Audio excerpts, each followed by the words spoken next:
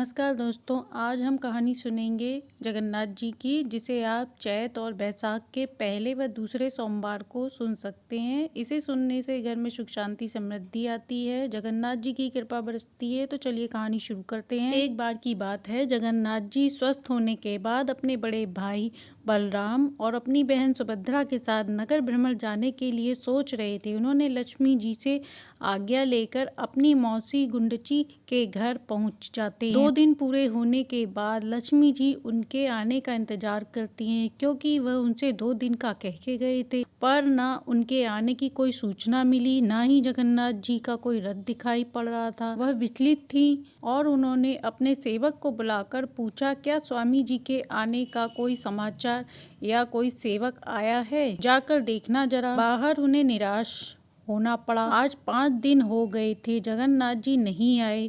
अब लक्ष्मी जी का क्रोध बढ़ रहा था। 2 दिन का कहकर गए थे और इतने दिन हो गए, अभी तक जगन्नाथ जी नहीं आए। लगता है उनके जीवन में मेरा कोई महत्व नहीं है। वह वचन देकर गए थे।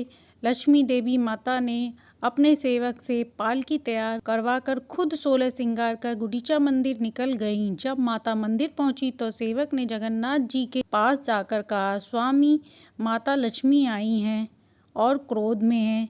अब जगन्नाथ जी को अपना वचन याद आया और वह दुखी हो गए। अब क्या करें, भूल तो हो गई। अब अपनी पत्नी को मनाएं कैसे? अब कैसे उनके पास जाएं?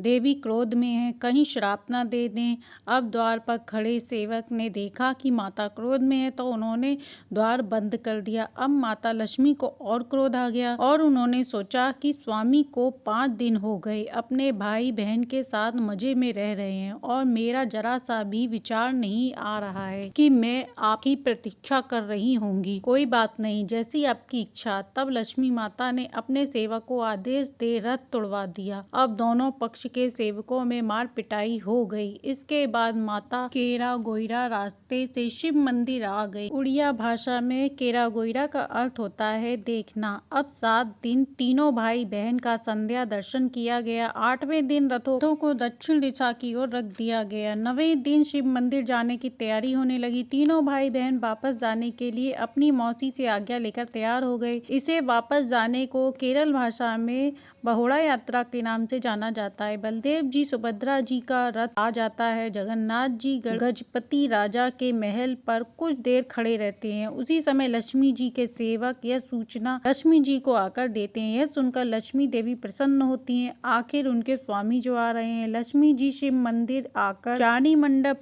से होकर भेंट मंडप में प्रवेश करती हैं। इस दिन बाद में उन्हें अपने स्वामी के दर्शन होते हैं। इसे लक्ष्मी नारायण भेंट या चानी मिलन भी कहते हैं। लक्ष्मी जी को जगन्नाथ जी का विशेष हार प्रदान किया जाता है। वे जगन्नाथ जी के रथ की परिक्रमा कर शिव मंदिर चली जाती हैं। अब तीनों का रथ द्वार पर आ गया। तीनों भाई बहन शिव मंदिर में प्रवेश करने वाले हैं। सुभद्रा जी व बलराम जी के रथ को जाने दिया जाता है, पर जगन्नाथ जी के रथ को रोक दिया जाता है। लक्ष्मी जी के आदेश से उन्हें प्रवेश करने की मना रहती है। जगन्नाथ जी व उनके सेवक हाथ जोड़कर क्षमा मांगते हैं। लक्ष्मी जी को प्रसन्न करने के लिए बड़े बड़े रसगुल्ले व फूलों की माला लेकर आते हैं। तब जाके लक्ष्मी जी क्षमा याचना देती हैं। आखिरकार माता खुश हो जाती हैं और दोनों पति पत्नी एक साथ शिव मंदिर जाते हैं।